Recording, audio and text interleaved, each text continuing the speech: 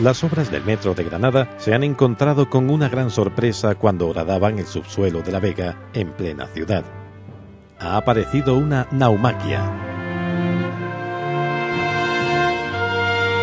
Se trata de un gran estanque con 8 siglos de antigüedad que fue utilizado por almohades y nazaritas para celebrar grandes batallas navales. Tenía en torno a unos 3.400 metros cuadrados de extensión y era visible prácticamente hasta los años 70. Lo que pasa es que a partir del crecimiento de la ciudad y la construcción del camino de ronda en los años 30, pues prácticamente quedó olvidado su emplazamiento y los restos pues desaparecieron. No solo aparece lo que es la alberca, sino que aparecen otra serie de estructuras asociadas que nos permiten conocer cómo era ese entorno, el entorno más inmediato de la alberca.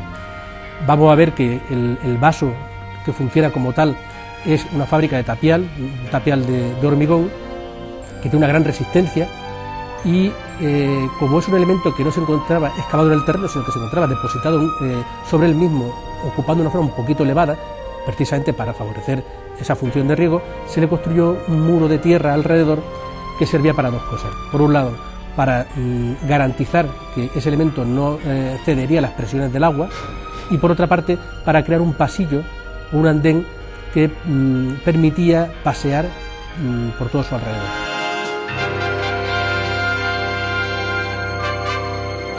Esta amplia zona de recreo se encontraba a extramuros de la ciudad amurallada de Granada, a menos de 1 kilómetro de sus arrabales. Era conocido como Jardín de la Reina y fue levantado por un jerife almohade hacia 1218. Y forman parte de esa misma finca la Rábita, actual ermita de San Sebastián, el Alcázar del Genil, con una construcción un poquito posterior, y este gran albercón. La alberca tenía una doble función.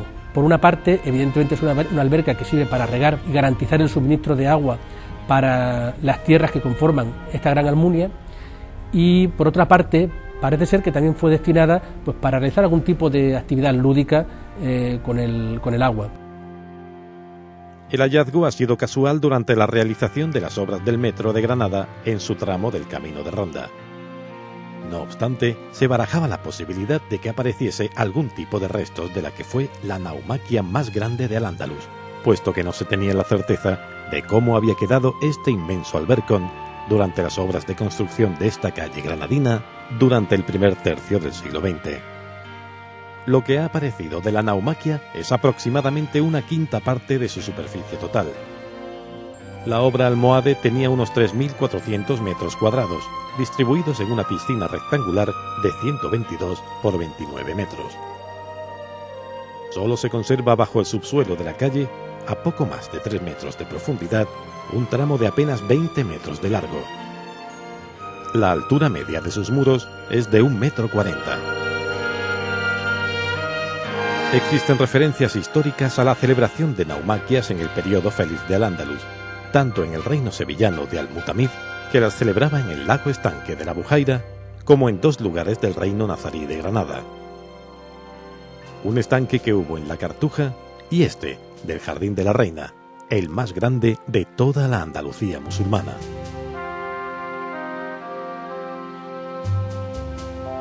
La primera naumaquia de la que tenemos referencia histórica se celebró en Roma en el 46 a.C. Tuvo lugar en una piscina junto al río Tíber, que medía más de medio kilómetro de largo. Fue una costumbre muy del gusto romano que alternaba con los juegos de gladiadores y fieras en los anfiteatros. Hasta el siglo II después de Cristo, sus emperadores organizaron varias más, con grandes derramamientos de sangre en los que llegaron a participar hasta 20.000 hombres, y lo más granado de la nobleza romana. El Coliseo Flavio llegó a ser inundado para alguna naumaquia importante.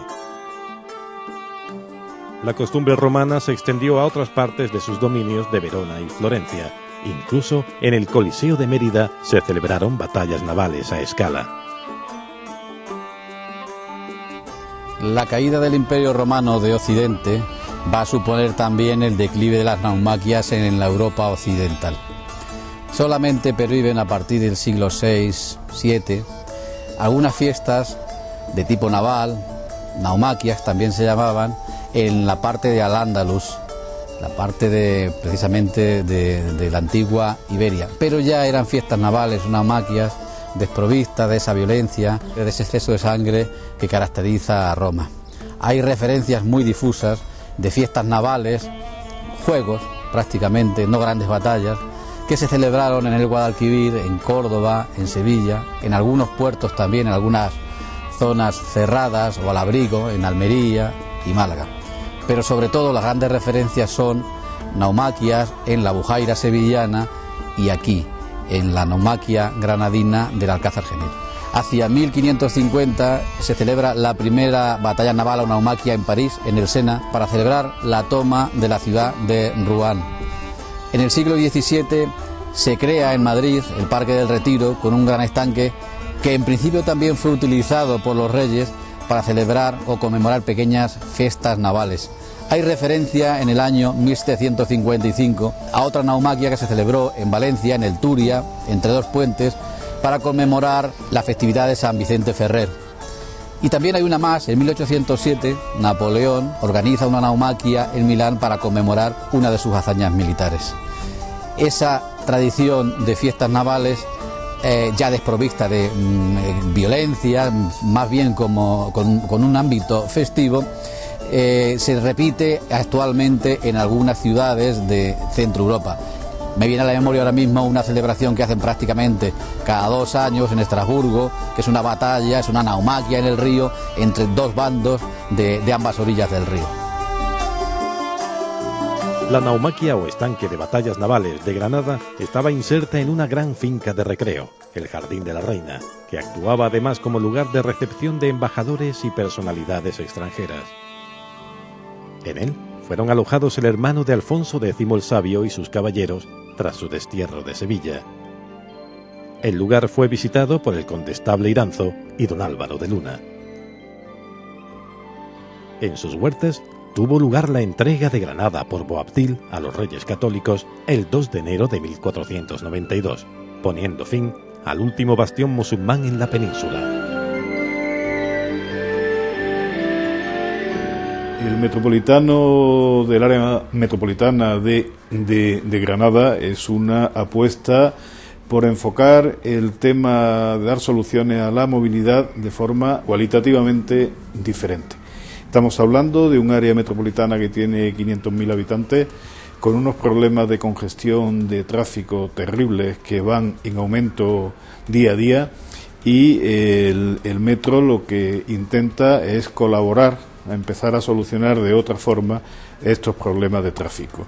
La vía del metro tiene 16 kilómetros de largo, se prolonga desde Albolote hasta Armilla en una primera fase. Además es un proyecto de futuro también, en cuanto tenemos previsto que se puedan aumentar 3 veces más el número de trenes que puedan dar servicio, por tanto aumentar mucho más las líneas. Tenemos previsto que este sistema se coordine con el autobús, no pueden ser competitivos, tienen que ser complementarios siempre, y al final lo que perseguimos es una ciudad diferente.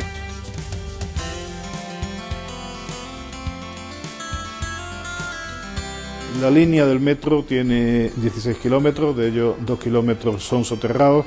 En este tramo soterrado, cuando se estaban haciendo las obras, que las estamos haciendo siempre con un equipo de arqueólogos en obra permanentemente, pues aparecieron unos restos que desde el principio nos dimos cuenta que eran unos restos importantes de la época musulmana, estamos hablando siglo XII. Aquí, desde el principio, conectamos con la Delegación de Cultura, como competentes que son en este tema, y hemos estado trabajando con ellos del brazo, primero analizando lo que eran los restos que habíamos encontrado, y en segundo lugar buscando una solución. Esto forma parte de nuestro patrimonio, y lo que tenemos que saber es saber conservarlo y ponerlo en valor. Ambas cosas son importantes.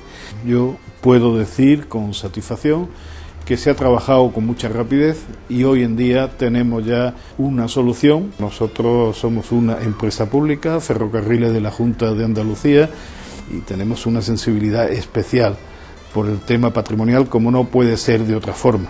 Los restos encontrados además coinciden con una de las estaciones subterráneas, lo cual implica mayor complejidad. Al final lo que vamos a hacer es hacer una losa por debajo del albercón, de forma que lo podamos mantener en su totalidad, y hacer en ese espacio un centro de interpretación de lo que fue Alcázar Genil, de forma que las personas que lo puedan visitar entiendan lo que fue Alcázar Genil, cómo vivía su gente, lo que significaba para la vida en Granada entonces. Esto, ¿cómo lo vamos a hacer? Los restos se deben quedar donde están, los vamos a dejar donde están, y lo que vamos es a articular un sistema de rampa, de forma que incluso personas con capacidad de movimiento reducida puedan acceder a él. La parada, que se llamaba Genil, le vamos a llamar Alcázar Genil, un poco en homenaje a estos restos que hemos encontrado. Con los restos arqueológicos se debe actuar así, con prudencia, y después siempre buscando su integración. Destacar además la importancia que tiene para la ciudad y para el metropolitano también, ¿por qué no?, el que una estación subterránea del metro se convierta en un museo de una parte importante de la ciudad. Los granadinos irán a la estación del Metropolitano no solamente para coger Metropolitano, sino para visitar el centro de interpretación de Alcázar Genil. Desde 2006 el palacete de Alcázar Genil alberga la sede de la Fundación Francisco Ayala. Desde el 3 de diciembre de 2009, bajo un pequeño limonero, están enterradas las cenizas de don Francisco. Lejos de ser un problema, la aparición de la naumaquia en el trazado de la línea del metro de Granada va a suponer un valor añadido para el proyecto. Se va a poner en valor creando un museo interactivo que, seguramente, las instalaciones de la futura estación de Alcázar del Genil atraerán a más personas por su atractivo turístico que como apeadero de personas.